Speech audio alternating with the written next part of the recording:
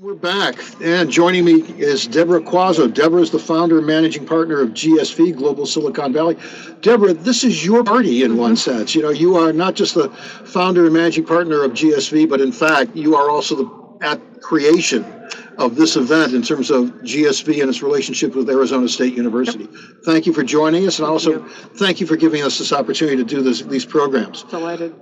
Talk with me a little and talk with our audience. We've got folks online. We're on a Shindig platform. They can ask questions. They can also potentially, we can bring them in interactively video. Talk with me a little bit about the history of this conference in terms of it's 3,500 people. At one point, it was several hundred people. How it's grown and what you see is in terms of its impact, in terms of this gathering. Yeah, I think it's grown obviously, and I think we're probably at our limit at this point. But you really think that you're going to be able to be 500 people away or more next year? I think that I think we're at the right size. Yeah, actually, I think we're at the right size. I think there's a little curation left in the future of work community. So I think this is the first year we've really worked hard to add the future of work to the program. I think you can't really talk about learning and education without tying it into workforce implications, and also the fact that of course learning is now perpetual. It's not episodic. So work is going to continue to happen throughout people's adult lives. Hopefully, I'm too old to have to do that, but my children will have to learn for the rest of their lives.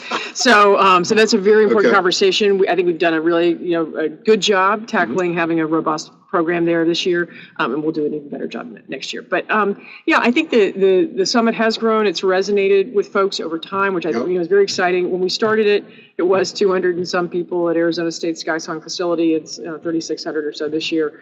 I think what we have done, we always intended this to be a strange and interesting cocktail of people. We felt like one of the problems that education had was that it's a sector that has the involvement of government and not-for-profits and for-profits and kind of all entrepreneurs and investors. I mean, just a very diverse set of constituents. And we found that those constituents tended to meet on their own in single groups, and they didn't get together in the same place to actually have. And we felt like to scale innovation, and the whole focus has always been scaling innovation to improve equity and access and to improve return on education to give everyone in the world access to the future. It's always been our underlying mission. And to get there, we really needed to bring together very diverse sets of people. So whether it's the foundations who support our work, whether it's the 500 leading superintendents and principals that are attending this year, whether it's the 500 higher ed leaders that are attending this year, including a large component from the community college sector. I saw a large number of community college presidents in the roster. Very excited about that. That was the first year we've done that. We've got some support and some financial support on bringing folks out on travel scholarships to do that. And that they're a very, very important part of the conversation around innovating adult learning. Actually, I'm going to interrupt you because I think one of the things that's striking to me is I looked at the demographics for last year's conference.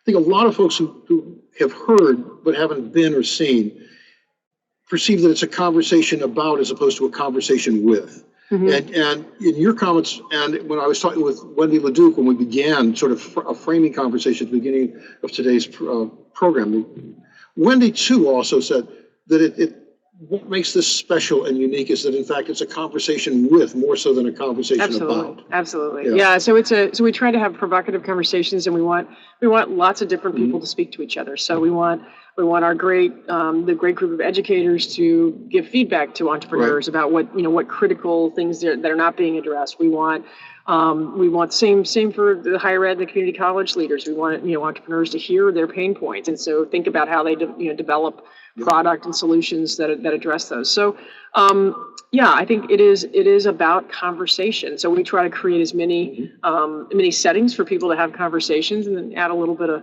other things in there too, but so people can have fun. But it is about substantive conversation, and people get things done. Yeah. So I know that Bill Gates is going to be one of the featured speakers. We're actually going to be talking with Dan Greenstein, who's the Director of Post-Secondary Success. Wonderful. The foundation talks about metrics of success. I want to bring that question to you. What are the metrics of success that you use? Let's put it in the context of the superintendents and the college presidents. What's the metric of success in terms of a year or 2 years from now for those 500 superintendents and those 500 presidents, particularly community colleges, in terms of saying, we did well, we done good, we can see an outcome? Yeah, I mean, some of it's going to be anecdotal, right? Because we're not out there. But I think we started the educator program 3 years ago, and we realized that, we realized that we had real leverage in bringing in leaders. So school leaders and district leaders. And we've doubled that program we doubled it last year, and we doubled it again this year to get to the 400 or 500. And some people just come, so the 500 number is probably more accurate. You can, for example, go talk to Sean Jackson, who runs digital learning at the Chicago Public Schools, and he will tell you he came 2 years ago as a principal. And being at the summit and getting exposed to this diverse set of peers who were sharing best practices, as well as getting exposed to a diverse set of technology entrepreneurs who were trying to develop new product that could help him and his students in the classroom, totally changed his life. And the result for him, because he totally reworked the way his school was structured, and then ultimately ended up elevating him in such a way that he became the head of digital learning for the entire district, which is pretty neat. That's right. No, exactly right. Precisely right. So I think that we have many.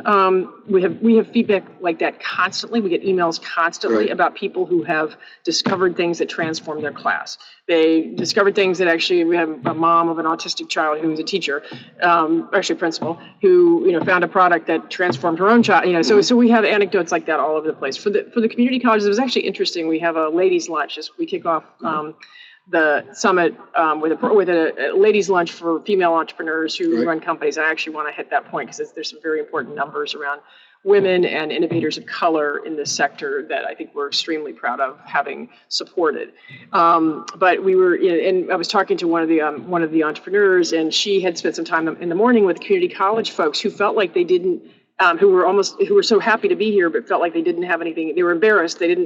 Felt like they were, kind of worthy of contributing their innovation, and they worked very hard to tell this president of a community college that you're crazy. I mean, that's exactly where innovation is happening. It has to happen, and you need to be sharing your, So I think that for us, we would feel very proud if people went back to work and implemented, whether it's a new process in a classroom, whether it's a new technology, whether it's a new pedagogy. Actually, I learned that's the wrong word. Somebody told me today it's an anagogy or something. It's for adults, and a pet is for kids. Yeah. And we would be very. This is all about people taking action. So if people don't go back and take action, then we've failed. And I think the reaction so far, historically has been that this is a place where people get things done. And whether it's, it's a commercial transaction, or whether it's a philanthropic fundraise, or whether it's a, whatever form that takes, because you come into the summit with hoping to accomplish something, we feel like we particularly set this sort of environment up for people to get here and have people will do 50 meetings. I mean, there's some people who do 50 meetings. Right. We're doing 33 interviews in 4 hours a day, 20 minutes. Yeah, I mean, it's crazy. Yeah. And that's actually our biggest challenge, is because the content is extraordinary, but people are so booked up with meetings. And the good news is I keep walking by rooms and the rooms are all full. I want to ask you the flip side of this, though. You talked about the individuals. And I'm going to say this politely, but there's a lot of show and tell that goes on here as well. You've got a lot of young firms that are coming in, and they're showing, they're telling, they're looking for feedback. Can you also point the same way that you told me about a couple of individuals where that, we think we've got a path, we think we've got a direction. The experience of being here fully, in one sense, was as transformative for a firm as it was for an individual. Oh yeah, now there have been a number of transactions. Actually, one of my portfolio companies, for example, a company called Smarter, which is a crowdsourced assessment platform, was acquired by Pluralsight. That those meetings originally happened at the summit 2 or 3 years ago.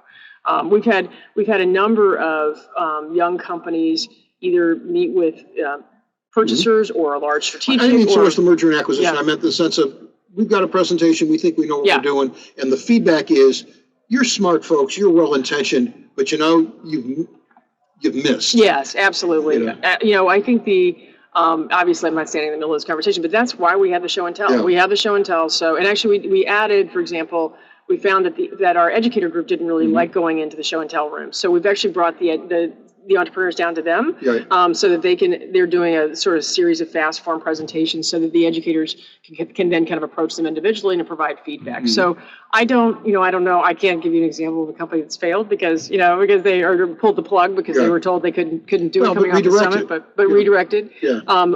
And that's the whole originally the summit had no educator participation. So it was all about bringing the companies, and they would show and tell, And that's how people got the impression it was an investor conference. Really not, and it's the smallest group of attendees.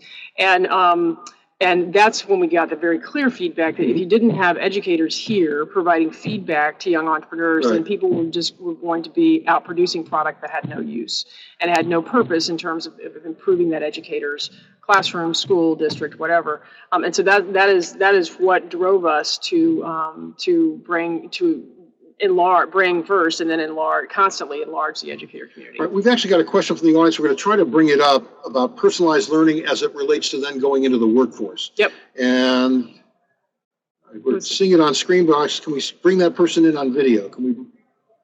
Yeah, I can see the question. You can see you know what, in the interest of time. So personalized learning and the personalizing in terms of the vetting process, the transition out of learning and into employment.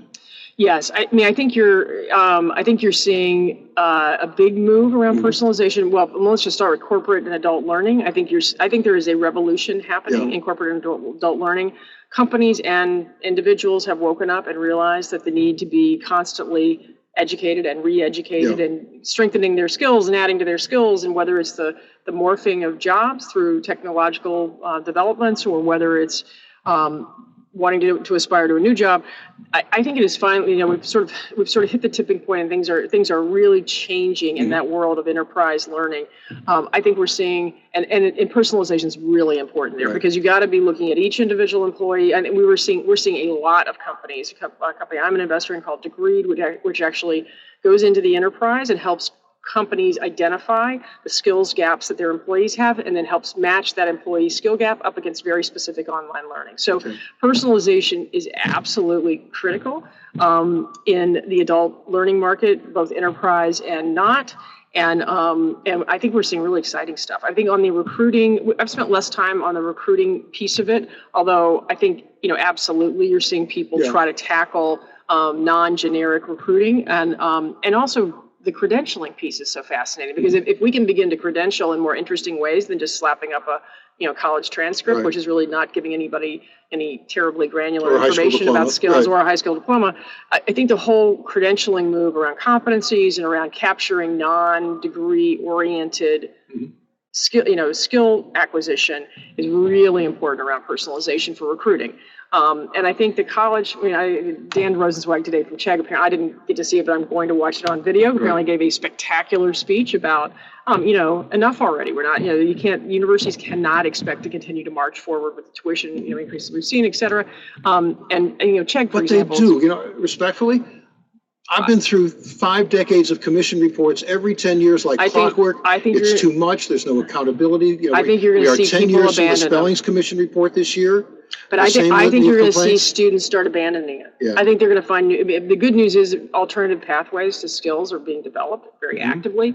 And while the traditional path of getting a college degree will, not go away for elite universities, I think you're going to see middle and low, options come under. You're already seeing it. Frankly, you're seeing enrollment declines, and you're seeing incredible pressure. So people are going to need to get very creative. I think you're seeing some creative things happen already, but people trying to drive down price, whether Southern New Hampshire or whatever. Again, in terms of the numbers, there are hot spots. Southern New Hampshire would be a good example. Yeah. I'm on the board of National Lewis. We're doing a $10,000. In aggregate, there's still outliers in terms of the larger population. Absolutely. So we need to have a revolt. People have to, the consumer has got to push back on this. It just can't continue, and it's not viable. You can look at the numbers, and I do recommend you go on live stream and get Dan Rosenzweig's speech. Apparently, it was terrific. I haven't seen it, but I heard it was fabulous on this very topic. 5 years from now, what will this conference look like? How will the conversation about innovation be different, or will it not be? I think it will be. I think what we've seen it was an outlier when we started 7 years ago. I think just the numbers here reflect the sort of moving mainstream, the moving of innovation into the mainstream, and the desire of people, leaders, to embrace innovation as a solution to increasing access to education. So I think that what we're also seeing, and we have a Tomorrowland area and things like that here at the summit for the first time. We've never had Tomorrowland, and Tomorrowland is really meant to have companies that are using AI and companies that are using virtual reality and machine learning and and all the kind of emerging technologies that are happening in the broader technology sphere. I think are being have great promise in education, and I think Is that a 3, 5, or a 10-year promise? I think it's interesting. I think I'm just seeing, I'm seeing faster adoption of some of these emerging things than we ever saw of the basics like computers, right? Like hardware. So I actually think there's a possibility. I am optimistic that it's a 5-year horizon that we begin to see some very sophisticated product. I also think we're getting very close to. I mean, you know this, because the ability to show efficacy. Mm-hmm. We've been screaming and yelling and dancing up and down about that for decades. I think the availability of data analytics and a number of companies like Civitas in the higher ed market and others, I think in 5 years we will finally be, hopefully we're finally at a conference where pretty much every company can stand up and say, this is my value proposition, and this is how I prove it. This is we call it return on education. This is how we deliver a higher return on education. We're very optimistic about that. Deborah, thank you very much. Right. We had a fast conversation. We had a very substantive conversation. Thank you, Casey. Thanks for joining us. Absolutely. All right. Deborah's on her way out. Our next up will be Daryl Adams, who is the superintendent of Coachella Valley Unified School District. He'll be with us in a moment, folks. We will be right back.